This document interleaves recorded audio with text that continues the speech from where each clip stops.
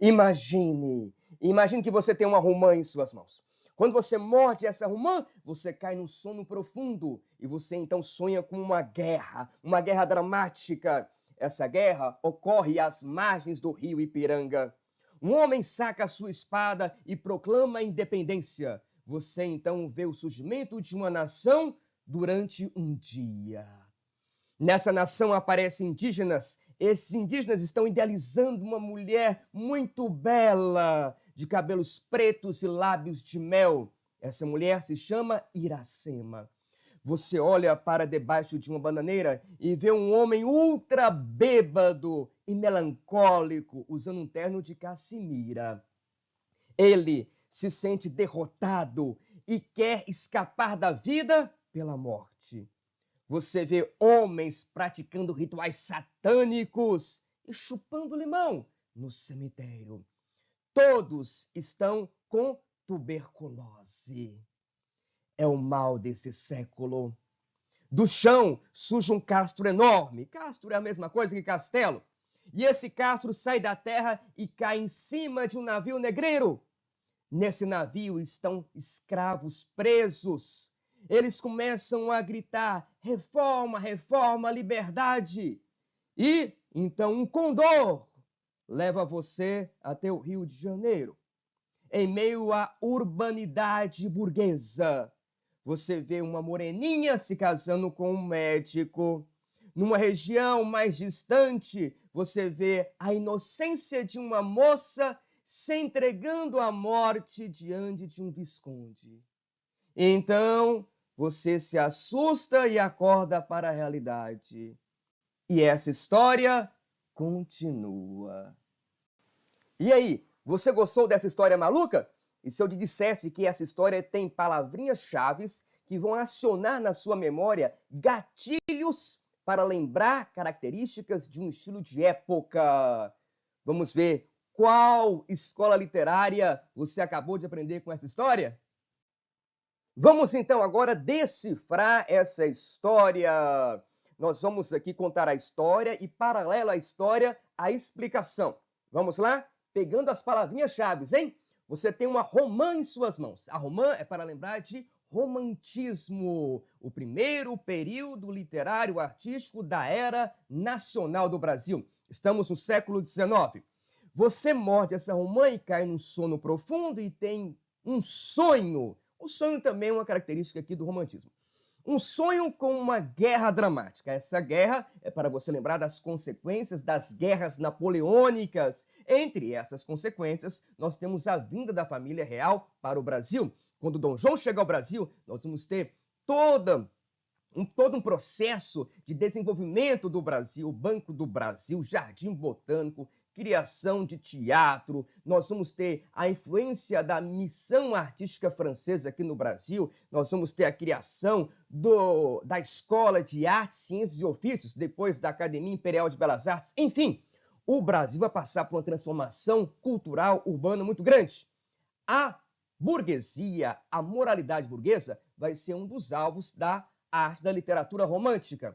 Essa guerra dramática da história, a palavrinha dramática, é para lembrar que também a arte romântica é uma arte dramática, é uma arte de paixão, de emoção, uma arte que traz muitas referências à história, como, por exemplo, essa pintura aqui do Eugène Delacroix, é um pintor francês. Essa pintura, por exemplo, é um desdobramento das guerras napoleônicas. Essa pintura chama-se A Liberdade Guiando o Povo.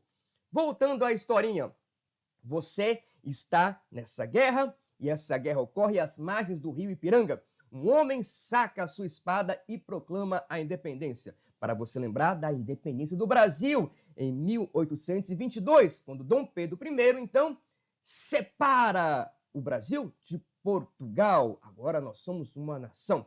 E aí você vê o surgimento de uma nação em um dia. Obviamente, a primeira característica que nós temos aqui é o nacionalismo. Esse dia é para você lembrar de Gonçalves Dias, o principal poeta aqui desse momento, que vai enaltecer a terra do Brasil. Gonçalves Dias é autor da famosa Canção do Exílio. Minha terra tem palmeiras, onde canta o sabiá. As aves que aqui gojeiam, não gojeiam como lá. Nosso céu tem mais estrelas, nossas várzeas têm mais flores, nossos bosques têm mais vida, nossa vida mais amores. Esse poema é tão importante que esses versos foram parar, inclusive, no hino nacional brasileiro, escrito lá por Osório Duque Estrada, no início do século XX.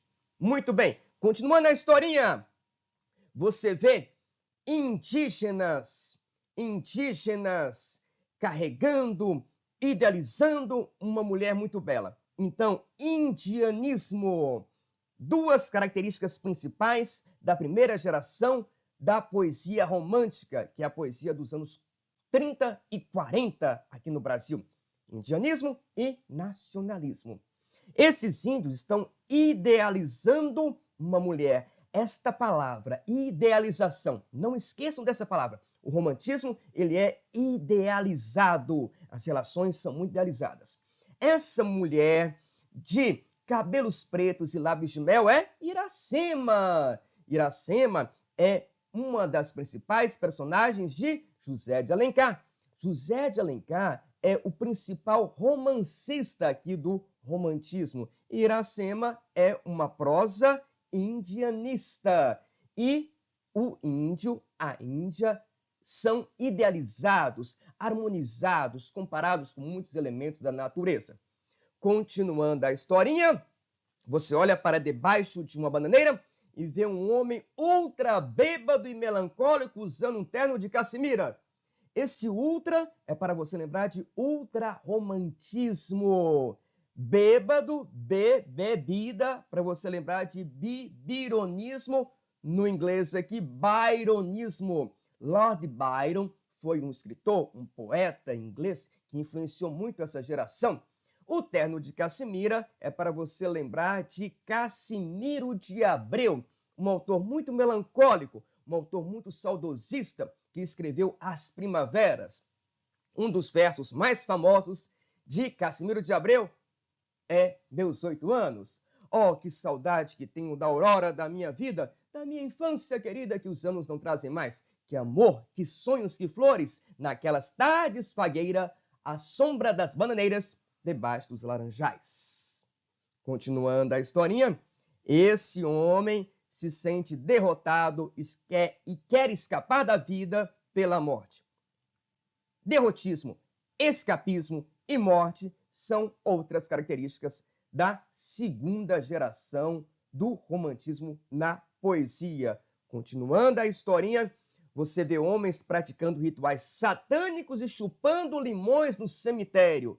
Satanismo.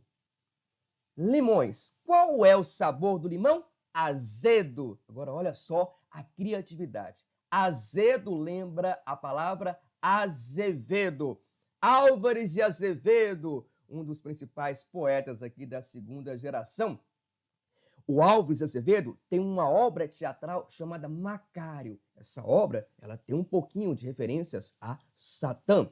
Nesse momento aqui, há uma influência também de um escritor chamado Goethe, ou Goethe, autor aí de Fausto, que é uma obra também que tem essa associação com Satã. Literatura gótica, da penumbra, da obscuridade. Álvares de Azevedo é autor também de Noite na Taverna, que são contos góticos, macabros, que envolvem amor e morte.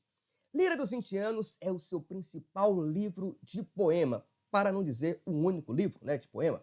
O Álvares de Azevedo vai morrer muito jovem, sem completar 21 anos, e nesse contexto nós vamos ter um mal do século, que é a tuberculose. Gonçalves Dias teve tuberculose, mas vai morrer em um naufrágio. Cassimiro de Abreu teve tuberculose e vai morrer de tuberculose.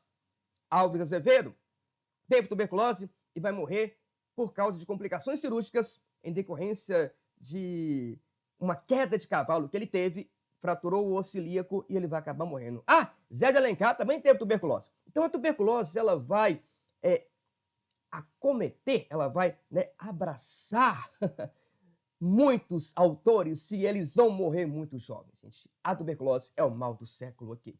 Continuando a historinha, você vê do chão sair um castro enorme. Obviamente, esse castro é o Castro Alves. Esse castro cai em cima de um navio negreiro. O Castro Alves é autor do poema Navio Negreiro. Nesse navio estão escravos presos, balançando correntes e gritando reforma, reforma, liberdade. Reformismo é uma das características da terceira geração aqui do romantismo na poesia. Um condor leva você até o Rio de Janeiro. Condoreirismo é o nome dado para essa geração, uma vez que o condor é uma ave de voos altos e solitários. E Castro Alves, junto com outros autores, queriam a abolição, por exemplo. Essa é a terceira geração na poesia romântica. Recapitulando aqui, a primeira geração, então, ela é indianista, nacionalista. Gonçalves Dias é o principal autor. É a geração dos anos 30, 40 do século XIX. Dos anos 50, nós temos aqui, a geração ultrarromântica, a segunda geração, a geração do mal do século, a geração da paixão, da morte. Um dos poemas de Alves de Azevedo diz assim: descanse o meu leito solitário na floresta dos homens esquecida, à sombra de uma cruz, e escrevam nela, foi poeta, sonhou e amou na vida. E por fim, a terceira geração, a geração aí dos anos 60, 70 do século XIX, é a geração condoreira, a geração reformista, social de Castro Alves. São poemas mais grandiloquentes, poemas mais efervescentes. Era um sonho dantesco, o tombadilho que das lucernas a vermelho brilho, em sangue a se banhar. Tine de ferros, estalar de açoite, legiões de homens negros como a noite, horrendos a dançar. Continuando a historinha, o condor te leva para o Rio de Janeiro e você então está na urbanidade burguesa. E aí nós vamos ter então o romance urbano. O romance urbano é o romance dos costumes da corte carioca, os costumes da burguesia. Na historinha, você vê uma moreninha se casando com um médico. Essa é a história de Joaquim Manuel de Macedo, a Moreninha. A Moreninha conta a história da Carolina e do Augusto, estudante de medicina. Os dois vão viver uma paixão. É claro que tem todo um desenrolar para que isso aconteça. Tem todo um mistério, um suspense. Tem comicidade, os ingredientes dos folhetins para agradar o público burguês. Nós vamos ter um final feliz na história da Moreninha. Voltando à nossa historinha, numa região mais distante, você vê uma moça inocente se entregando à morte diante de um visconde. É para você lembrar da obra Inocência de Visconde de Toné, e é uma obra regionalista. Diferente de A Moreninha, Inocência já vai ter um fim trágico. É, gente, um fim trágico. É o fim shakespeariano, que lembra a história lá de Romeu e Julieta. Então, aqui no romantismo, a prosa ela pode ser principalmente urbana, quando a história acontece na corte carioca, no Rio de Janeiro, indianista, quando a história acontece na floresta, e regionalista, quando ela acontece na zona rural ou em outras regiões que não o Rio de Janeiro. E aí nós temos como representantes o Joaquim Manuel de Macedo, o José de Alencar e o Visconde de Toné. E aí nós temos um mapa mental, sintético, da escola literária, da estética romântica, o romantismo no Brasil do século XIX. Se você gostou dessa explicação, se você gostou dessa historinha, curta esse vídeo, se inscreva em nosso canal. Aqui nas descrições tem um link que você vai acessar para ter acesso a esse mapa mental. Terá também um slide mais completo, com imagens, com detalhes para você estudar, com fragmentos de poema e também uma síntesezinha para aprofundar ainda mais. Tudo no nosso site marcioadrianomorais.com. Eu deixo aqui os meus abraços genuínos.